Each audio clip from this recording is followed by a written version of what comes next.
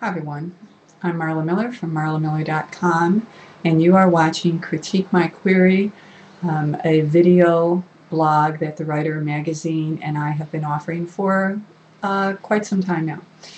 If you are interested in having your query letter video critiqued, all you have to do is submit it here. My email is underneath this column, and I will put you on the list, and then I draw from it based on what letters can offer the most tutorial. For example, this one offers tutorial that has to do with a couple of things that I'll talk about after I read it. As you know, we post it, we cut and paste, and we post the letter so you can read it along with me. Okay, here we go. No salutation. Allow me to submit a query for my novel, The Wreck of the Gladys B., a young adult coming-of-age adventure story for your consideration. Title, The Wreckage of the Gladys B. Author, name, approximately 84,000 words. Genre, middle school, young adult. Synopsis. Chrissy Warren is a shy girl who isn't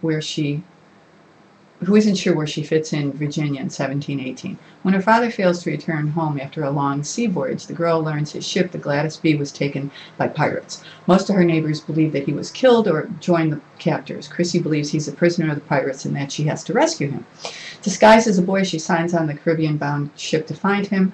Her shipmates include Charlie Stickle, a rough old salt who mentors a new sailor without guessing she's a girl, and Jack Farmer, a young man who seems much too learned to be a common tar. In the Caribbean, she undergoes pirate attacks, storms at sea, close calls with the Navy press gang, and run-ins with dockside lowlifes. And the adversity reveals the strength within her to follow her plan. With Charlie and Jack plus Nathan, an ancient Caribbean fisherman who befriends them, she tracks the pirates to their lair. There she meets the pirates' captain, David Leach, and it becomes personal. Chrissy has to go face to face with the pirate on the cliff overlooking the Caribbean, and only one of them can survive. About me. As co-founder of the International Talk Like a Pirate Day, I have a unique platform bringing me to the attention of millions annually. I'm co-author of 2 humor books, have done hundreds of radio, television, and newspaper interviews, have performed in Las Vegas, LA, San Francisco, Chicago, New Orleans, Philadelphia, and have appeared on national television. Our website receives millions of hits a year, and on Facebook we have thousands of fans. It doesn't make me special, I know, but it does mean I have a potential market of several million people who already know I exist. And from a business perspective, that's not a bad place to start. I've been writing for a living for more than 30 years, so I know my way around a sentence. As father of 3 girls now grown, I'm keenly aware of the need for strong female characters in young adult fiction. Contact, and then he gives his name and P.O. box number, etc., etc. And I can send the complete manuscript by post or email at your convenience. Thank you for your valuable time and consideration. I look forward to hearing from you. Okay, what do I think of this? Well, as I said before, we cut and paste the query letters here on the site. And we do that for several reasons. One of them is to show you formatting. And so right off the bat, I'm going to tell this author, who I know has a lot of experience in publishing, that the format of this query letter is not the way it should be. And so when an agent sees this, an agent will look at this and say, neophyte. And you don't want an agent to do that before they even read one word. So get the formatting of a query letter down before you submit or pitch a query to an agent or an editor. Okay, that's number one. Number two, I like the story very much.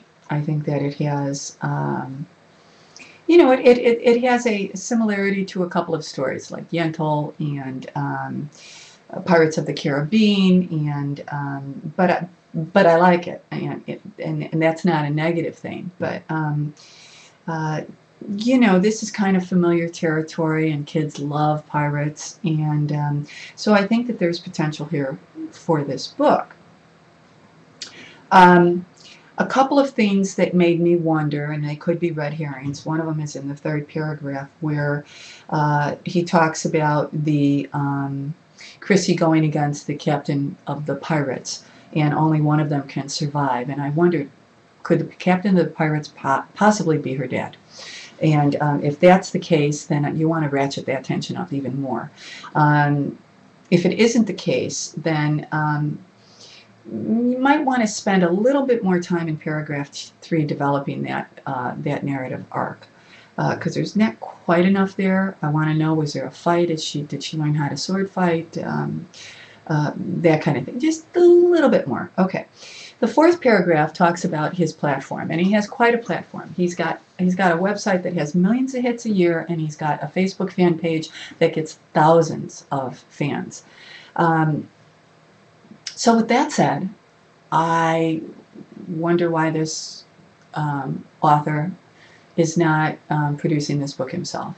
And I think that this would be a fabulous ebook, and I've been getting so many books lately that just seem to have ebook all over them. And this is definitely one of them.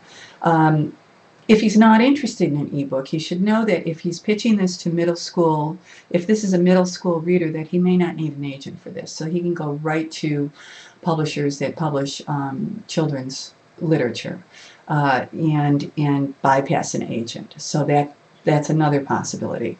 But if I were someone who, if he's telling the truth and his website gets millions of hits, why would you spread that energy around? Why wouldn't you learn how to write an ebook? You know, find an application that fits his storyline. If it has photos, this story could even have video of pirates, you know, fighting, dueling each other.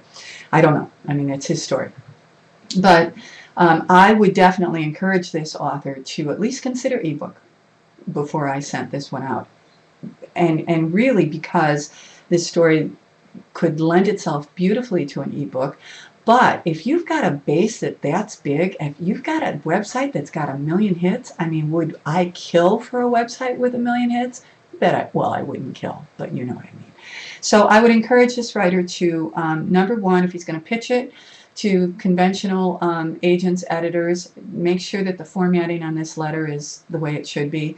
Number two, I would consider doing an ebook of this story, and you know, keep all that energy on my site. And number three, you might not need an agent if you want to go conventional.